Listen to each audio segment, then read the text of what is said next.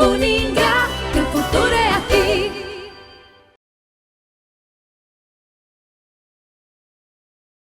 Olá, aluno! Eu sou a professora Érica e hoje eu estou aqui com vocês para mais uma aula da disciplina de Mercado Financeiro e de Capitais.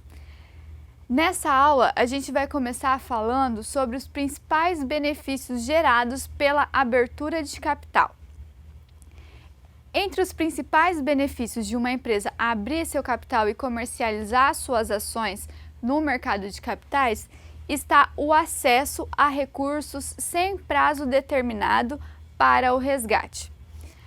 Quando a empresa arrecada seus recursos no mercado de capitais, com a emissão de novas ações, esse dinheiro passa a ser parte do capital social da empresa e ela não tem o compromisso de restituir esses valores ao investidor caso um dia ele decida que ele não vai querer mais participar daquela empresa, ele não quer mais ser investidor nela. Quando o investidor toma essa decisão de não fazer mais parte do capital social da empresa, ele vai ter que recorrer ao mercado secundário, ou seja, ele vai ter que vender essas ações para outros investidores que tenham interesse em investir nela. Nesse caso, a empresa ela não é afetada por essa mudança de titularidade da ação. O que acontece é que ela, como eu disse, ela só vai mudar de titularidade. A ação era do João, agora essa ação vai passar a ser da Maria e o capital social da empresa não vai ser afetado, a transação vai ocorrer simplesmente entre os dois investidores. Um outro benefício da abertura de capital para a empresa é que o capital subscrito pelos acionistas ele vai ser remunerado de acordo com o sucesso do empreendimento, de acordo com a capacidade da empresa obter lucros. Ou seja, o investidor ele só vai ser remunerado se a empresa tiver bons resultados, se ela for bem sucedida nas suas operações e tiver lucros. Caso esses recursos eles tivessem sido obtidos, por exemplo, através da emissão de debêntures, a empresa ela estaria comprometida a pagar determinada taxa de juros e devolver o dinheiro que foi emprestado em determinada data. Isso era independente de se aquele dinheiro que ela pegou para fazer um investimento tenha gerado lucro para ela, se o investimento tenha sido bem sucedido ou não. Ela está amarrada a esse compromisso de devolver o dinheiro para o debenturista e pagar ele os juros que ela prometeu no momento da venda do debênture. Um outro benefício da abertura de capital para a empresa é que com a abertura, as ações da empresa elas passam a ser negociadas livremente no mercado. Isso dá à companhia um melhor referencial de avaliação do seu valor econômico. Por exemplo, se a companhia tem 100 ações sendo comercializadas no mercado e cada uma vale R$3, automaticamente cada ação dessa está sendo comercializada por R$3, isso significa que para o mercado a empresa vale R$300. Não há o que se discutir com isso. É esse o valor que o mercado avalia que ela vale. A partir da abertura de capital, o valor econômico da empresa passa a contemplar também as expectativas do mercado para o futuro da empresa. Ou seja, se o mercado espera que ela vai obter lucros nos próximos exercícios ou se espera que ela vai enfrentar algumas dificuldades financeiras nos próximos anos. Existem ainda outras vantagens para a empresa que abre o seu capital.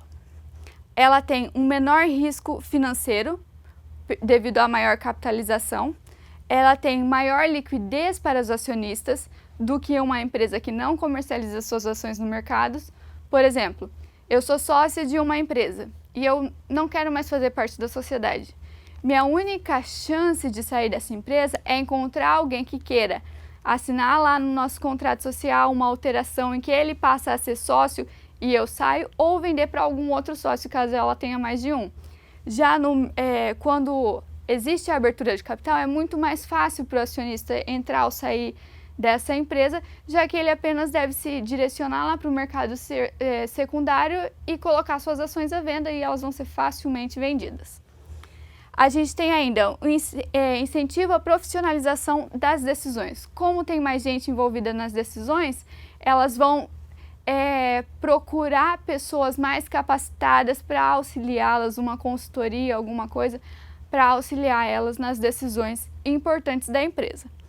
A gente também tem uma melhoria na imagem institucional e também maior transparência e qualidade nas informações públicas. Quando uma empresa negocia suas ações no mercado de capitais, ela obrigatoriamente deve, a cada período de tempo, divulgar suas demonstrações financeiras no mercado para mostrar como está o seu desempenho, o que esperar dos seus lucros ou dos seus prejuízos. Isso é obrigatório, elas têm que divulgar esses demonstrativos financeiros. O mercado secundário de ações. A gente falou um pouquinho sobre o mercado primário anteriormente e agora chegou a vez de a gente falar do mercado secundário. É nesse mercado que ocorre a transferência de titularidade, a transferência de propriedade dos papéis entre os investidores. As bolsas de valores e os mercados e o mercado de balcão organizado são as instituições criadas para facilitar a realização de negócios entre os investidores. A função básica dessas duas, tanto da Bolsa de Valores quanto do mercado de balcão, é oferecer aos investidores um ambiente seguro e eficiente para a compra e venda de valores mobiliários de companhias abertas. São nesses dois mercados que ocorrem essas transações, tanto da oferta primária quanto da oferta secundária. Eles são responsáveis por dar liquidez a essas ações e também para dar segurança para o investidor em relação à comercialização delas. O investidor precisa saber que quando ele vender sua ação ali na Bolsa de Valores ou no mercado de balcão, ele vai ter a garantia de que ele vai receber o dinheiro. Ou ao contrário, se eu compro uma ação ali, eu preciso ter a garantia que eu vou receber a ação. Que eu vou dar meu dinheiro, ela vai chegar para a pessoa que me vendeu e ao mesmo tempo que essa pessoa que vendeu a ação vai receber também o dinheiro que eu entreguei ali. A Bolsa de Valores ela é regida por dois princípios básicos. Ela tem muitos regulamentos, muitas formas de atuação, mas ela tem dois princípios básicos. O primeiro é que ela deve divulgar de forma rápida e eficiente todas as transações realizadas.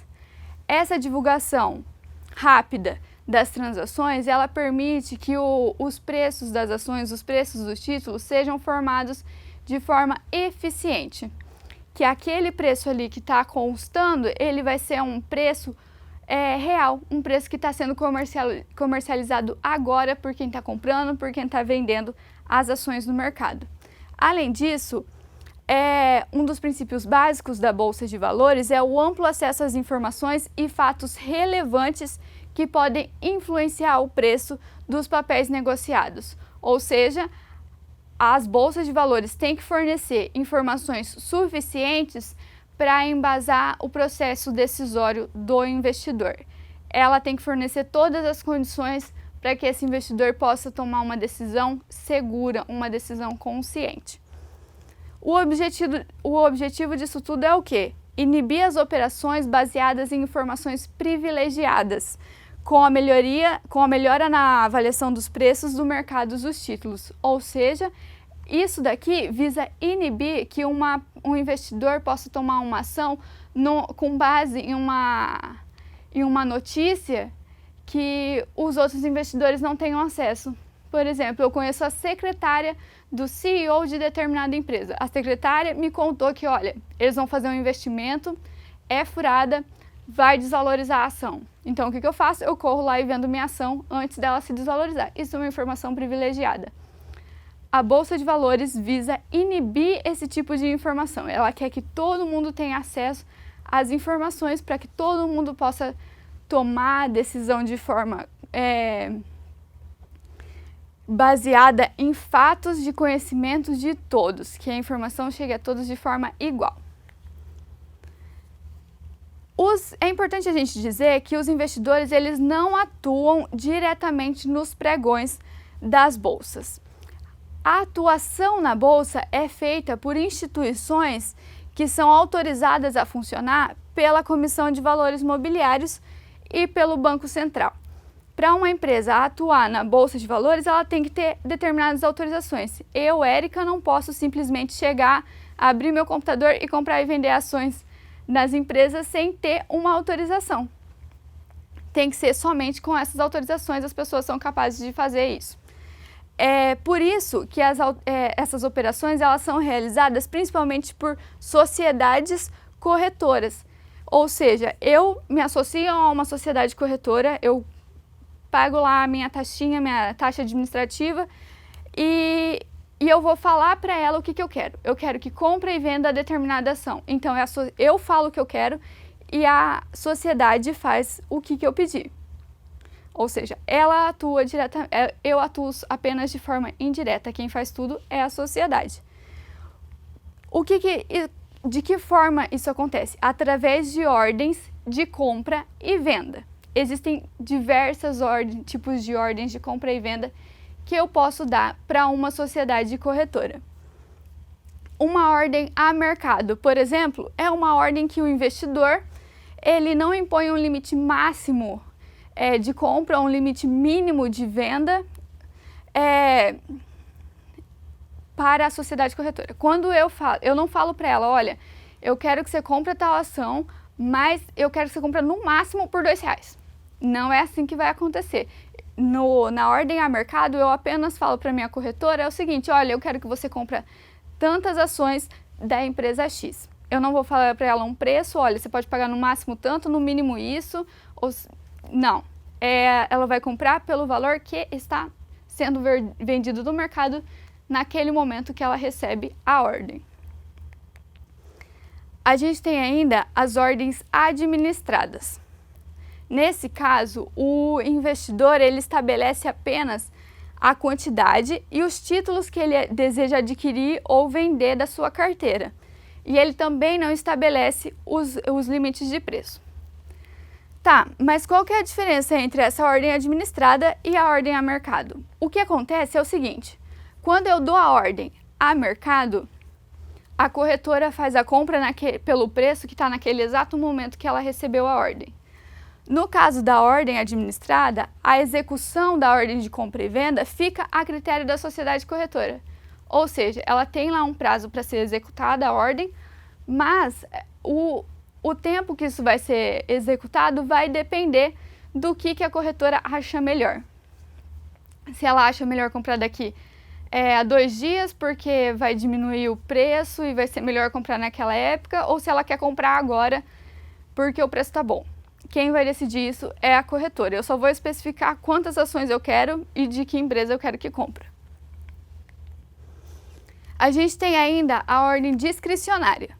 Ela é feita pelos administradores de carteiras de fundos de investimento que representam mais de um investidor. Nesse caso, os administradores eles estabelecem a identificação da carteira do investidor que possui aquela carteira e a quantidade de títulos e preço do título que vai ser adquirido nessa ordem. A gente tem também a ordem limitada, onde o investidor ele estipula o preço mínimo de venda, o preço máximo de compra que quer que a corretora realize a operação, e essa ordem limitada ela só vai ser executada se atingir o patamar de preço estipulado pelo investidor. Temos ainda a ordem casada, que é quando o operador deseja realizar uma operação de compra e uma operação de venda, sendo que a transação só vai ser executada se ela puder realizar as duas operações. Ou seja, chegou lá no que eu queria na ordem de compra, mas não chegou na de venda, então não vai acontecer. Chegou na de venda, não chegou na de compra, também não vai acontecer. As duas têm que estar de acordo com a ordem.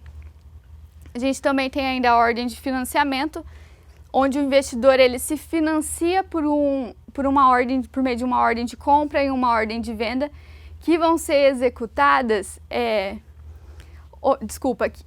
uma ordem de compra e de venda que possuem prazos diferentes de vencimento ou que vão ser realizadas em mercados distintos.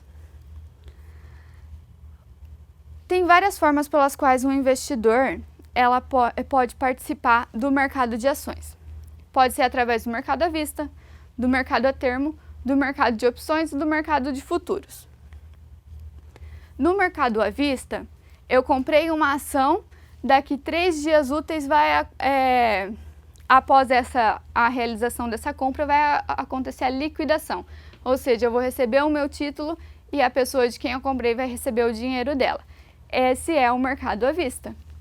Nesse caso, a liquidação financeira da operação é feita apenas após a entrega do título ao investidor. O mercado de opções é um pouquinho mais complexo. Nesse caso, as opções elas representam um direito de compra ou um direito de venda de determinada ação por um preço que é combinado previamente. Isso é importante. A opção, a gente vende e compra a opção e para exercer a opção, a gente determina qual que vai ser o preço de exercício dela. Quem vende uma opção de compra, ou também chamada de call, vende o direito do investidor que adquiriu aquela opção de comprar ou vender ela vende o direito do investidor comprar uma ação no vencimento. Quem que ganha com isso? Quem vendeu a opção de compra, ele está esperando que o preço do título vai diminuir. Eu vendi uma opção de compra para você. Nesse caso, vai ser vantajoso exercer o preço da opção, aquela pessoa que adquiriu a opção, vai ser vantajoso exercer o direito se o preço do mercado for maior que o preço de exercer o direito. Eu comprei a opção e ela me dá o direito de comprar a ação por R$1. No mercado à vista, essa ação está sendo vendida por R$1,50. Então, eu vou exercer minha opção e vou comprar ela por R$1 ao invés de comprar por R$1,50 no mercado à vista. A gente tem ainda a opção de venda, chamada de put. Nesse caso, se vende o direito de vender uma ação na data de vencimento. Ela vai ser vantajosa de ser exercida se o preço da ação no mercado for menor do que o preço de exercer a opção. A gente tem ainda o mercado a termo. Nesse caso, as operações são baseadas em um contrato entre comprador e vendedor que estipula a quantidade de ativos, o preço e o prazo de liquidação, que pode variar entre 30 e 180 dias. Apesar desse prazo, o comprador do contrato ele pode liquidar esse contrato a qualquer tempo. Nesse caso, acontece a entrega do dinheiro e também a entrega do ativo que está descrito na operação. As operações a termo, elas atraem investidores que esperam uma alta no preço do ativo em negociação. Por exemplo, se ele adquire um ativo no tempo hoje, pelo seu valor de mercado, R$10, por exemplo, esperando que amanhã, quando ocorrer o pagamento e a entrega do título, o ativo possua um valor de mercado maior que R$10. Ou seja, eu compro hoje um título por R$10 que amanhã vai valer 11. Comprando hoje, então, eu ganhei com essa transação. Foi melhor para mim comprar hoje do que comprar amanhã. Eu só vou pagar amanhã, mas eu vou pagar R$10 mesmo que amanhã esteja valendo 11. De forma inversa, os vendedores de um contrato a termo, eles esperam vender hoje um título que é por R$10 e que amanhã esse título vai valer 9. Ou seja, amanhã, quando a operação vai ser liquidada, ele vai ganhar R$10 por um título que atualmente vale 9. Por fim, a gente tem ainda os contratos futuros. Assim como os contratos a termo, eles são contratos de compra e venda de ativos em uma data futura por um preço previamente acordado. A diferença entre os dois é que os contratos futuros eles são padronizados e são comercializados exclusivamente na Bolsa de Valores, enquanto que os contratos a termos eles podem ser negociados diretamente entre os investidores de acordo com os interesses das partes, ou seja, não existe uma padronização nos contratos a termos da forma que existe nos contratos futuros. É isso, alunos. Qualquer dúvida, consulte material, entre em contato com os tutores e eu vejo vocês na próxima.